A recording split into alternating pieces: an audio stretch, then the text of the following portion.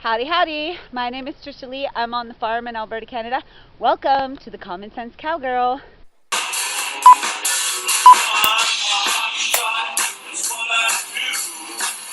No surprise that the first thing I see when I wake up and open my laptop and go and search the fake news, which is what I do pretty much every morning. I like to see what's trending in the fake news, is more stuff about cannibalism. I've been talking about it pretty much every week. It's been a regular topic here, how they're pushing cannibalism into the mainstream.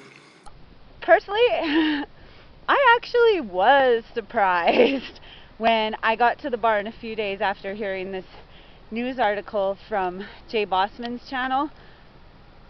I was surprised that CBC was tackling this issue. He has a new book out. It's called Cannibalism, A Perfectly Natural History.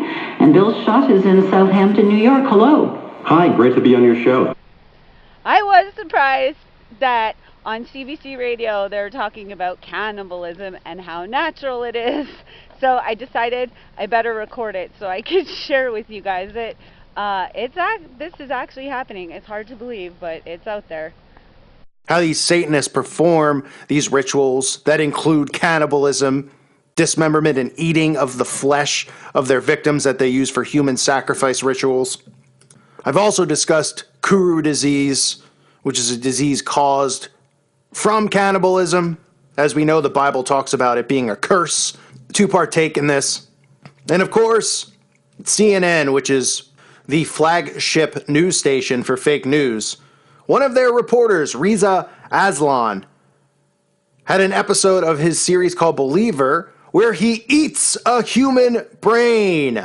CNN, coming forward on this show Believer, has one of their news anchors, the presenter of the show, eating a human brain right on television. CNN presenter Reza Aslan has been heavily criticized after he ate part of a human brain while filming with the Hindu cannibal sect in India. The episode, part of a series called Believer, was shown on Sunday and provoked horror and dismay from many viewers and an angry backlash by Hindus in America. Now that's what they're going to tell you right now, because of course at first, just like anything, it's going to get pushback. It's not just, they're not going to just start eating human brains, okay? And then everyone's going to go, oh, okay, they've been indoctrinating people with the zombie obsession. This is part of it. Santa Clarita Diet's another way. These shows that are going to make a mockery of it because humor deflects this, takes seriousness out of it, the severity of it all out of it. That's why they use humor all the time to deflect about Pizzagate and about all these pedo rings and about all the stuff that's going on. They use humor. They call us tinfoil hat wearers. They use humor to get people to not take it seriously. So yes, at first people are going to push back, but as they continue to push it and tell you the positives that come out of it, people will go along with it. Okay, at first with the gay agenda, people pushed back. They weren't accepting of it. Now it's just been repetitively beaten into their heads. Every show they watch has a gay character. Everywhere you turn, it's about poor gays, poor gays, poor gays. Now everybody's accepting of it. That's how mind control works. This is going to be the same thing with cannibalism. Okay? So you get this guy eating cooked human brain right on CNN, right on a channel that the sleeping masses go to for news and information. We're not talking about this being on HBO in a fictional series. We're not talking about this being in some type of horror movie on sci-fi, like the zombie movies. We're talking about CNN, a place where people go for news and information and learn about quote-unquote cultures. And this is the stuff that they're pushing. It's for a specific reason. It's not a coincidence. I've been saying this now for quite some time, but at least since the calendar's turned over the last 3 months, I've been talking about how cannibalism is getting pushed more and more into the mainstream. That gives one perspective on this whole topic.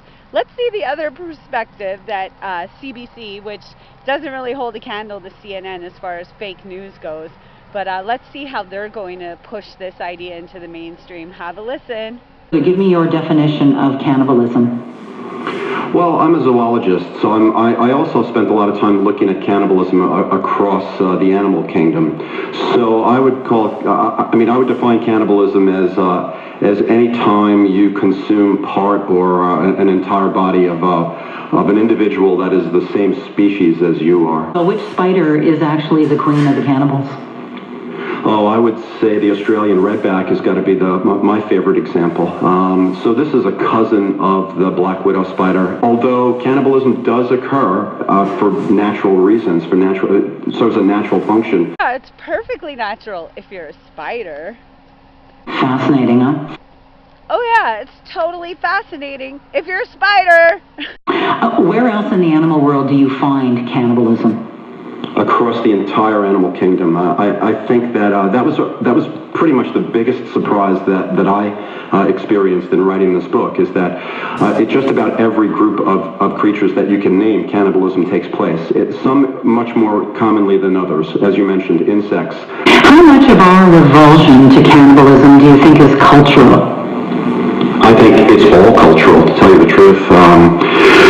In the West, in Western culture, you can trace this taboo, and I found that really interesting. You can trace it all the way back to the ancient Greeks and Homer, and writing about Odysseus and the Cyclops Polyphemus, and from there to the Romans, and then on and on to the Brothers Grimm, writing about it in fairy tales, and Daniel Defoe looking at his story of Robinson Crusoe, William Shakespeare, Titus Andronicus. The worst thing that you can do is to cannibalize someone. That's the worst type of vengeance. I completely agree. It seems like the most vengeful act a person could possibly commit. You do look at transubstantiation in the Catholic Church, the belief that the host, in essence, becomes the body of Christ. Why did you include that in your book?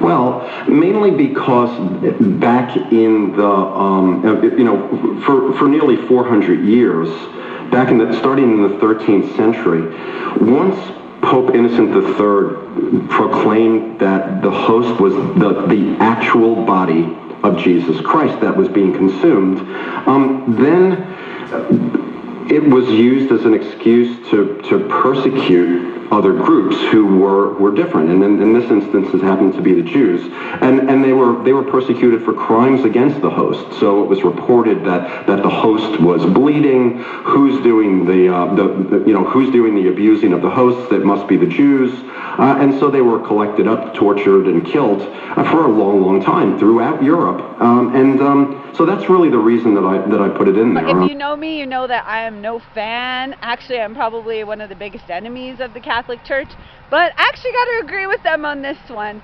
Persecuting and going after cannibalists seems like a really good idea, especially when you consider the diseases associated with it and the fact that it's just plain nasty. So stepping away from my usual feelings for the Catholic Church, I actually think they had it right on this one.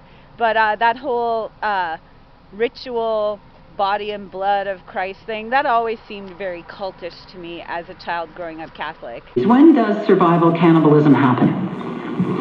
Well, survival cannibalism happens when you are in the most extreme situation. So, for example, the unfortunate rugby team in the Andes, the Donner Party. There's nothing to eat. You've already gone through your pets, your livestock. You've eaten your belts and your shoes. There's no game to collect. The conditions are horrible.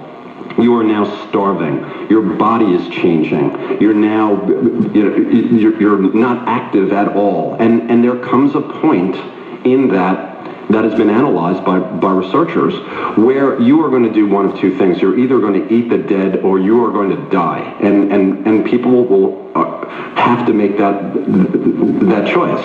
And so, unfortunately, this has probably happened hundreds of times in famines across places like Russia, China, more recently, I believe, North Korea. Notice all communist countries? Are there diseases associated with cannibalism?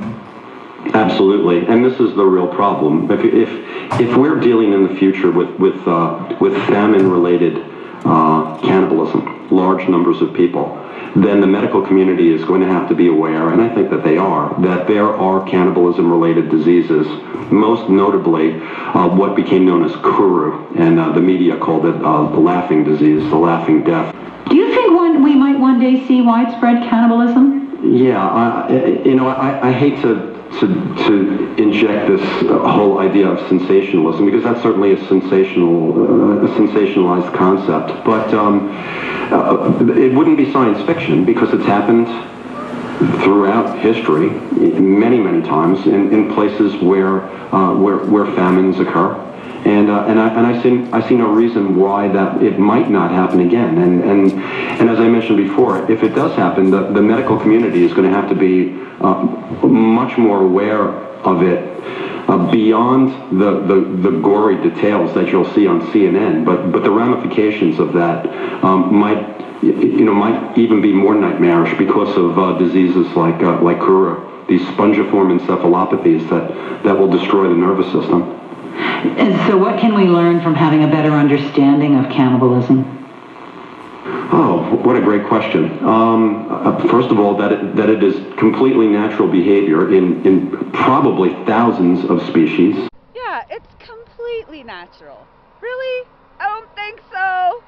People shouldn't have this knee-jerk reaction where you're either thinking of the guys up stranded in the Andes, or you're thinking of Jeffrey Dahmer. There's a lot more to it than that. Among humans, there's ritual cannibalism, alternatives to burying people that we believe that we think are savage, because for the last 2,000 years we've been getting this line that cannibalism is the worst thing that you can do. And there's medicinal cannibalism, and there had been culinary cannibalism in places.